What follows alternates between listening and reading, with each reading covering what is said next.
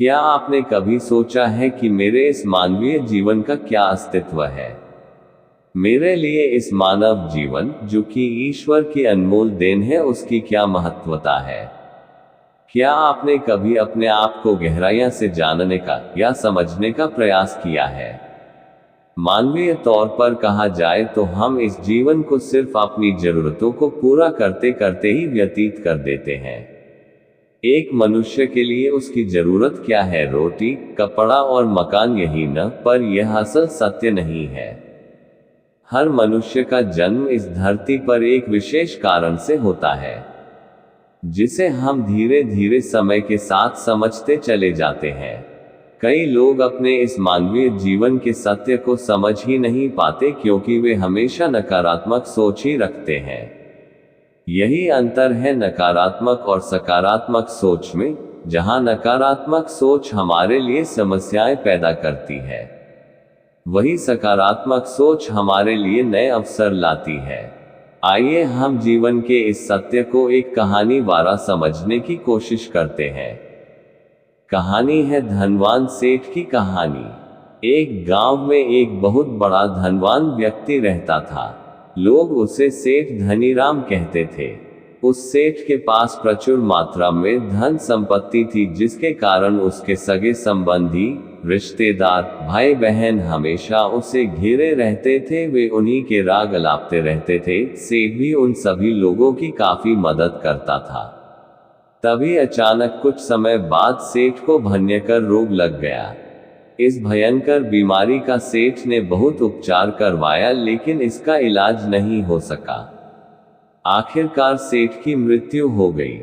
यमदूत उस सेठ को अपने साथ ले जाने के लिए आ गए। जैसे ही यमदूत सेठ को ले जाने लगे, तभी सेठ थोड़ी दूर जाकर यमदूतों से प्रार्थना करने लगे कि मुझे थोड़ा सा समय दे दो, मैं लौटकर तुरंत आता हूं। दूतों ने उसे अनुमति दे दी।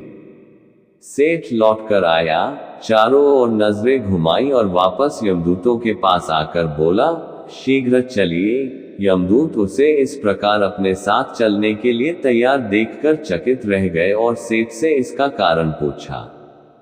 सेठ ने निराशा भरे स्वरों में कहा, मैंने हेराफेरी करके अपार धन एकत्रित किया था, लोगों को खूब खिलाया पिलाया और उनकी बहुत मदद भी की। सोचा था कि वो मेरा साथ कभी नहीं छोड़ेंगे। अब जब मैं इस दुनिया को सदा के लिए छोड़कर जा रहा हूं, तो वे सब बदल गए हैं। मेरे लिए दुखी होने के बजाय ये अभी से मेरी संपत्ति को बांटने की योजना बनाने लगे हैं। किसी को मेरे लिए जरा सा भी अफसोस नहीं है।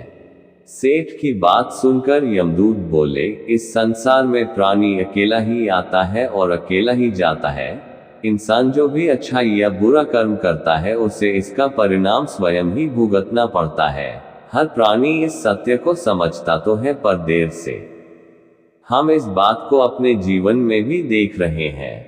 लोग जीवन के सत्य को भूलकर मानव द्वारा बनाए गए जाल जैसे लालच, रुपए पैसा, बुराई आदि तले दब गए हैं। आप जो भोजन ग्रहण करते हैं वह पेट में 4 घंटे रहता है, जो वस्त्र पहनते हैं वह 4 महीने रहता है, लेकिन जो ज्ञान आप हासिल करते हैं वह आपके अंतिम सांस तक साथ रहता है और संस्कार बनकर आपकी अगली पीढ़ी तक पहुंचता है। ज्ञान का बीज कभी व्यर्थ नहीं जाता। जो है जितना है सफल करते चलो, सफल करने से ही सफलता मिलती है। हर व्यक्ति को सकारात्मक तरीके से देखो, सुनो और समझो। हम जितना ज्यादा पढ़ते हैं, सुनते हैं, समझते हैं, हमें अपनी कमियों का उतना ही ज्यादा एहसास होता है और इसी कमी को दूर करके हम सफलता की मंजिल की और अपने कदम बढ़ाते चले जाते हैं। क्या लेकर आया था जो क्या लेकर जाएगा। कर कुछ ऐसा जाओ कि लोग तुम्हें याद रख जाएंगे। आपको बस ये करना है। पहला, कोशिश करो कि गलत काम नहीं करना है। दूसरा, किसी चीज को लेकर ज्यादा लालची नहीं होना है। तीसरा, लाइफ को एंजॉय करते चलो। चौथा, अपने सुझाव और सवाल किसी अच्छे व्यक्ति से साझा करें।